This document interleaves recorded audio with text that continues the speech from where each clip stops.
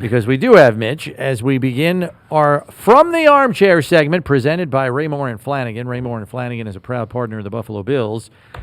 And Mitch, lots to cover here, even though the game is a little bit more in the rearview mirror than we're used to. We've seen in the absence of Ed Oliver, the Bills have been tinkering with their defensive front.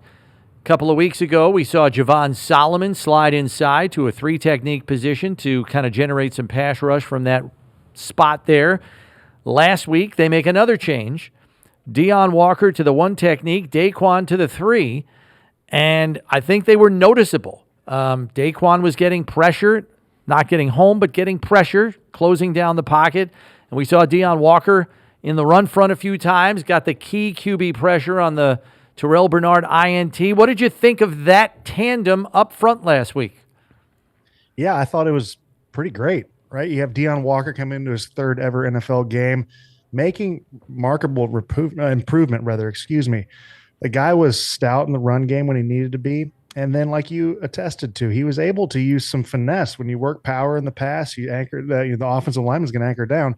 You're able to work that finesse, and in a big key moment at the end of the game, that was huge. And then you have DaQuan being able to slide over to a three technique, which he usually isn't able to do when Ed's in. And you could tell he's very comfortable there.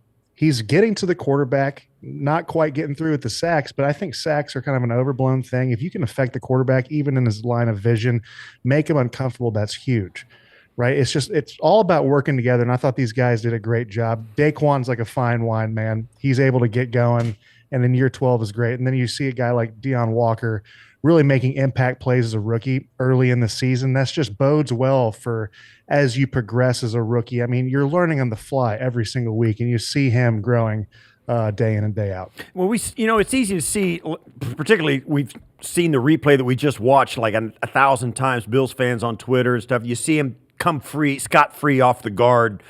What are some of the things, like a casual fan, what won't they notice about the elevated line play that maybe when you watch as a guy who had his head and nose against the grindstone down there, what are some of the things you watch for as a casual fan that'll say, you know what, we're doing better here? Obviously, getting into the backfield untouched is great, but you see him come down the line and you see him ragdoll. If you watch it, you see him ragdoll a guard and push, right at the line of scrimmage. What do you look for as a center? What makes a guy tough to play against, I guess? I think just effective hands and violent hands. You can have violent hands. You might not have effective hands. You can have effective hands, not violent. But to marry both of those together, especially at this young age, and it's something that they work with and work, all the time in practice. It's easy to do that in practice, but when the bullets are flying, sometimes you revert back to what's comfortable for you. And you can tell when these guys are using those hands, anchoring down, fighting pressure with pressure. This is with them implementing stuff that they've learned in practice on the game field. And then also what they're able to do in the twist game, right? What I see as an offensive lineman is what you want to do is you want to make sure when you're passing off twists to keep the defensive lineman on the same plane. That way you don't get your buddy picked and you don't create a muddy pocket. And what the Bills are being able to do is sink these twists. They're not quite getting home, but they're sniffing the quarterback now. And I'm telling you, that makes a huge difference, and it will make a huge difference as they progress these twist games and get more comfortable working with each other.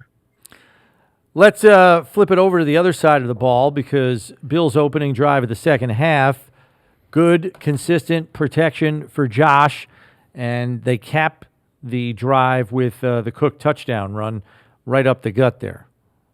Yeah, I just loved the tone that this was setting. Going into the second half, we had a 14-14 ball game. You're an in-division rival. We don't know where this is going to go. You start off with two good completions to get that first down after a run play that only got a yard or two. Then you have, another big pass, and then you have Josh eluding pressure, getting hit late. I thought Dalton Kincaid came over, put a little spark into that offense without doing too much to get penalized. You get put back a little bit. And then you see them, Dalton, the next play, makes this 19-yard catch. I'm sure he's dog-tired because you get real physically invested when you're starting to fend for your guys. And then you're able to see the Dolphins make a key mistake, the Bills keeping their composure, and then they're able to punch it in for the touchdown. I thought it was just a great matriculation of the ball down the field. You saw it all. You saw the protection. You saw guys fighting for each other. You saw guys executing, and that's what you want to see coming out of the second half when you have a tight ball game. Give us a little insight as the mindset somebody takes an extra shot at Josh or one of these guys where it's a little cheap, right? Sure. I mean, a guy gets a little something on your guy. Explain how that raises the temperature in the huddle. Oh yeah, I mean, yeah. I know I say the Holy Spirit all the time, but when someone touches your quarterback, the Holy Spirit wants to come out of you in many different ways, and I think it's just having the wherewithal of understanding the situation in the game, still taking care of your quarterback, making sure that it's known to the defender and the opposing team that this isn't cool, but not trying to make it all about yourself. I think that's tough sometimes, but you feel it. It's palpable. And then you're in the huddle. You guys are talking wild stuff. You're laughing. I think you're giddy. And then also just to see your quarterback, how he handles the situation. Like Josh is a big boy, but at the same time, you want to set the tone for the defense to know that that's not cool, but also not trying to get a little too cheap. And then that way, they always see the second guy. They don't really care what happens in the first guy. So it is fun. It's fun when it works out well. It kind of stinks when it doesn't. You already mentioned Kincaid. It was clear he was a primary focal point of the game plan early. And my broadcast partner, Eric Wood, and I always say, when the Bills are playing a second-level defense that has linebackers who struggle in coverage and maybe a young, inexperienced nickel, and the Dolphins had all three of those, it's going to be a Dalton Kincaid or Khalil Shakir game. And both of those guys were a big part of the passing attack at the second level, and Kincaid was the guy to kind of set it off. Yeah, well, we're talking about setting the tone. That first drive was the Dalton Kincaid show. I mean, what I love about the Bills' offense right now is how much 13 personnel they're running and how comfortable they are even passing out of 12 personnel. That sets up for so much, because if they run that weak side, backside zone, right, or weak side, outside zone, rather, you have to pay it its dues. And so it sets these things up like these jet sweeps and also Dalton being able to get out and do this stuff. And then we talked about what he did for Josh, sticking up for him and then having that big 19-yard reception afterwards. And in the second half, he had a huge block on Khalil's touchdown. I just love where Dalton is right now. I love where the whole tight end group is right now, to be honest. It's a real fun wrinkle to see in this offense. The tight end position's alive and well. I mean, we saw Jackson get a touchdown in there and see the whole team dance around him was one of those cool experiences. But I just love where the tight end position is. I love where Dalton is, kind of proving that he's back healthy and just an absolute stud on both the passing game and the run game.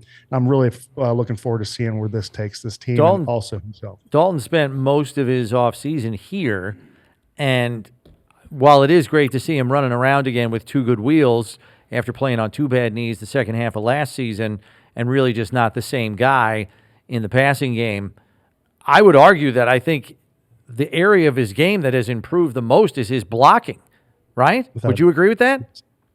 I would absolutely agree with it. I think you just see him being more comfortable approaching that second and third levels, attacking those defenders on their angle, and then also at the point of attack. When you have a guy like Dawson Knox, who's been doing it at a high level for such a long time, and then you're with Aaron Cromer for this third year where he puts such an emphasis on those tight ends in the run game, it's trial by fire, man. And sometimes it just takes a bit to figure out what works for you, the mechanics of how you garner your power in certain schemes. And I think he's been able to do that beautifully. Give us an idea of where the next step for this offense is. We've seen them, they run the football really effectively. They're protecting Josh really well. They're throwing up 30, 40 points a game, between 30 and 40 points a game. They have looked, aside from the last 5 minutes of the Baltimore game, we were talking to Brownie about it, they're just a steady, they're so efficient offensively. You got a quarterback you can't sack. You don't turn it over. You run the ball really well. You got receivers that you don't know who's the number one option is on any given play. They're just a handful offensively. I know it's easy to say, well, just keep on keeping on. But every team presents, this new, different challenge week to week. Sure. What is something maybe that you see you'd like to see more of, less of?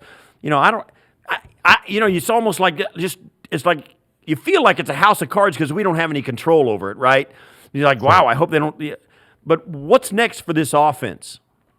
I think I'm just going to take the low-hanging fruit here, and that's just continue executing and don't get outside of yourself. Like you attested to, there's a slew of different ways that this team can score, keep the possession clock in their favor, and just being able to be adaptive, right? I think the thing that's going to come up is teams are going to find a way to not stop this offense, but to maybe slow them down certain times. And one thing that this team does very well that we haven't seen them have to do quite yet, rather, is making sideline adjustments. That's what I was so excited about this first drive of the second half.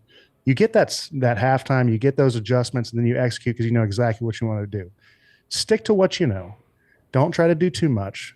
I think being multiple is a part of this offense. Continue to do that. And then that way they can't hammer down the defense, rather can't hammer down one certain thing. They're going to have to choose their poison on who they're going to stop, and then just being able to be fluid in the game plan as it goes. So for the time being, we thought this a little bit about the Miami game, and it turned out to be a little bit true because Miami's, a division opponent. They got some talented guys, stuff. All right, so you're facing the New Orleans Saints, who you see like once every decade, just because of the way it's worked out, right? They've had 13 meetings all time, right? So, wow. They just literally got embarrassed in Seattle. They're winless. Their quarterback has yet to win a start. I guess my question, have you ever heard the name John Forcade? Do you know who that is? Okay. So, former Saints quarterback. Former Saints quarterback. The Saints were 2-11. We were 11-2. They came into Buffalo on a snow day in a snow game and lumped up a Super Bowl team. So let's say I have some scar tissue from that. It's a real thing, though. You got to fight the urge to just take your foot off the gas just for a minute in the preparation for a team that's struggling like the Saints seem to be. Yeah, well, I think this is when you have to find solace in the preparation, find solace in we don't care who we're playing. We know what works. We're going to stack up moments, and then those moments are going to be celebrated on Sunday. Forget who you're playing. I know what works if I'm Sean McDermott and my process. We know it's his favorite word to talk about. Sometimes it's his broad deal. But if we're looking at a game plan week, we know exactly what Wednesday is going to bring. We know exactly what Thursday and Friday are going to bring. Stick to it. Don't make it too much of a game. Don't make it too little of a game. That's my favorite thing about playoffs, right? The good teams have been around, Sean's teams, Andy's teams. When you get to the playoffs, you don't change anything because you know what works. We know what works right now. Stick to it, man, because like you said, anyone can come in on any given Sunday. Cliches, they're around for a reason. You can get thumped by anyone in this league. So I'm sure that there's going to be a little bit of an edge that Sean brings to this week, just trying to keep his team but on top of it. But we know this is a very emotionally and competitively mature team, and we got to trust the fact that they're just going to compound these moments, these meetings, these practices, and then they're going to be able to execute on Sunday. Mitch, thanks for the time as always. We're up against the break here as our time quickly ran out on us, but thanks for the insight, and we'll catch you next week. Sorry for the late jump on, fellas. Appreciate you guys. Be good. Yep, thanks, Mitch. No problem.